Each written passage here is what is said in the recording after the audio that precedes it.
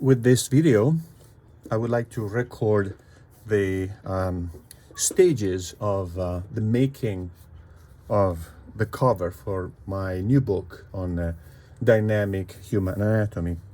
So this is one of the images that appears inside the book, along with this one here, where I demonstrate a three-step approach to the analysis of a figure in movement: the skeleton, the external forms, the anatomical aspect of the figure, the myological, the muscles or the figure in movement, and the lines of flow and line of dynamism, right? Lines of actions. So the right one are going to be the line of action, and these are the lines of flow and dynamism that I describe in the book.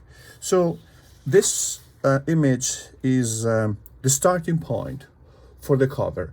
I'm not going to use this because I want to create a more defined, bigger figure for the cover. So what I did, I took this image, right, photocopied it, made a photocopy in black and white, enlarged it, right, enlarge it, so so that I can put more details in it. And after I have found the right size, maybe this is 25% bigger, I took a pencil, like a HB, or actually it was a B pencil, right? And smear graphite in the back of the figure. Then I took a piece of Strathmore Bristol vellum surface. I like this surface because it is slightly textured, not a lot, just slightly textured, and unlike plate, which is very, very smooth, Bristol has a little bit of a fuzz that I really like, right? And then what I did, I took this drawing here, I put it over the piece of Bristol vellum, and then taped it. I taped it to the corners so that this does not move, right? Because if it moves, you have to start again. If this page moved here, you have to start again.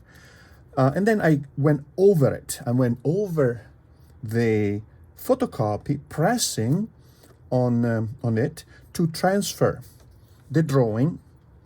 Let me show you how it works right here, right? Pressing the drawing onto the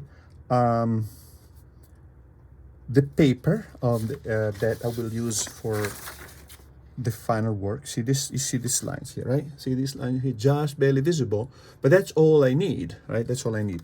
After that, I went over these faint lines, refined them a little bit, refine them, make them slightly more visible, and I ended up with this. So this is the drawing, the base drawing that I will eventually develop fully into the final artwork for the cover. I'm still not sure if I will use watercolor or color pencil. This is color pencil. I might use watercolor or a combination of watercolor and color pencil.